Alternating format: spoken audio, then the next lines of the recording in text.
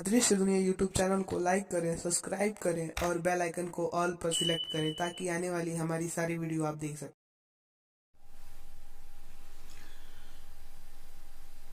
गरुड़ पुराण एक ऐसा ग्रंथ जिसमें जीवन और मृत्यु के बारे में बताया गया है।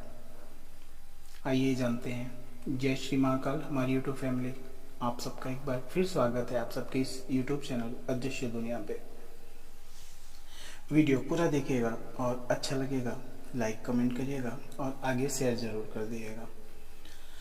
महर्षि वेद व्यास ने 18 पुराणों का संकलन किया। इनमें से 3 पुराण श्रीमद् भागवत, महापुराण, विष्णु पुराण और गरुड़ पुराण। गरुड़ पुराण को कालिकाल में महत्वपूर्ण माना गया है। इन तीनों पुराणों में भी गरुड़ पुराण का महत्व अधिक है। हिंदू धर्म के 18 पवित्र पुराणों में से वैष्णव संप्रदाय से संबंधित एक महापुराण है। यह पुराण सनातन हिंदू धर्म में मृत्यु के बाद सद्गति प्रदान करने वाला महान माना जाता है, जो भगवान श्री हरि विष्णु को इस पुराण के अधिष्ठित देव माना जाता है। इसीलिए यह पुराण वैष्णव पुराण है। गरुड़ पुराण को हिंदी धर्म में मृत्यु के बाद श्रवण करने का प्रधान है।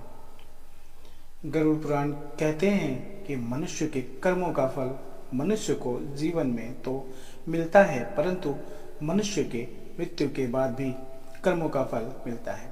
इसीलिए कर्मों के ज्ञान को प्राप्त करने के लिए हिंदू धर्म में किसी मनुष्य के मृत्यु के बाद मृतकों को गरुड़ पुराण का श्रवण कराने से मृतक को जन्म मृत्यु से जुड़े सभी सत्य का ज्ञान आ जाता है, हो सकता है।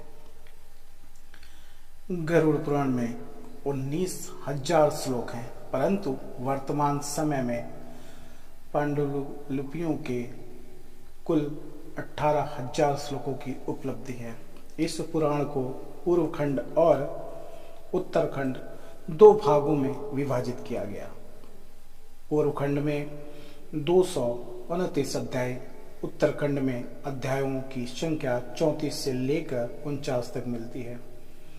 पूर्व खंड को आचार खंड भी कहते हैं। उत्तरखंड को प्रेत खंड या प्रेत कल्प भी कहा जाता है।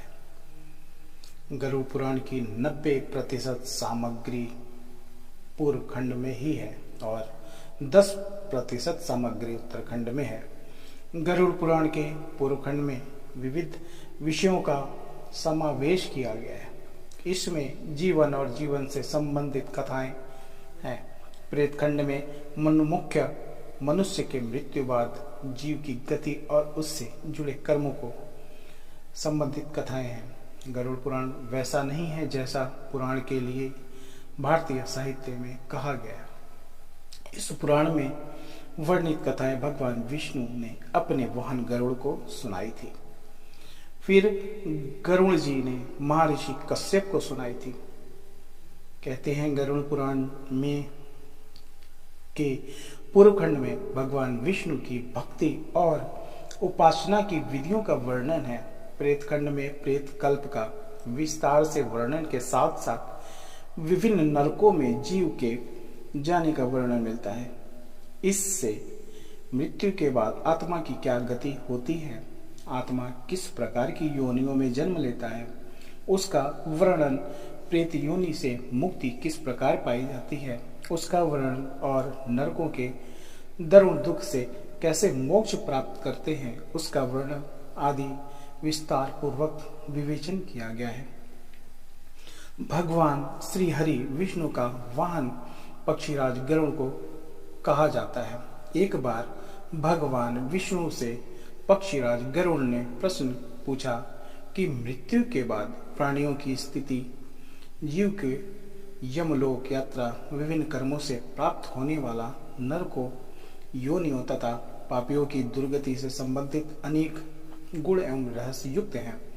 गरुड़ जी की जिज्ञासा शांत करने के लिए भगवान विष्णु ने उन्हें जो ज्ञानमय उपदेश दिया था, यह ज्ञानमय उपदेश को गरुड़ पुराण कहते हैं। गरुड़ पुराण के प्रश्न पूछने पर ही स्वयं भगवान विष्णु के मुख से मृत्यु के उपरांत के गुण रहस्यों और परम कल्याणकारी वचन प्रकट हुए।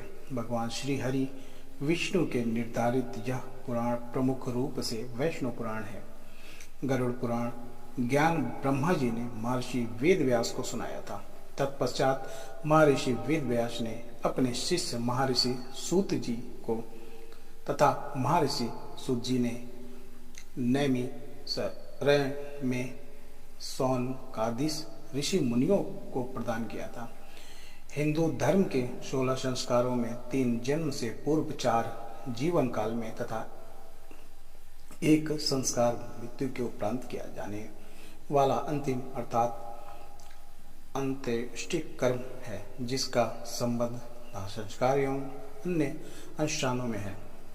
मत्स्य पुराण में के अनुसार मृत्यु से 12 दिनों तक मृतक की आत्मा अपने आवास से सगे संबंधियों के आसपास ही रहती है।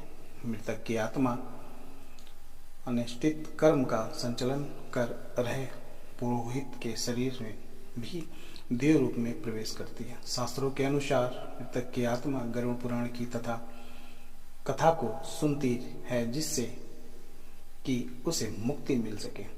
पितृ में सूत्र के अनुसार जिस प्रकार मनुष्य को जीवन में संस्कार के निर्वहन से जय मिलती है, उसी प्रकार मरणोपरांत किए जाने वाले श्रुत संस्कार के निर्वहन से मृतकों को स्वर्ग प्राप्ति होता है। प्रत्येक व्यक्ति के लिए 2 संस्कार स्वर्ण स्वरूप हैं, जिन्हें करना अनिवार्य है। पहला जन्म से संबंधित जातक कर्म और दूसरा इष्ट कर्म। यही पुराणों में किया गया है। और इस पुराण में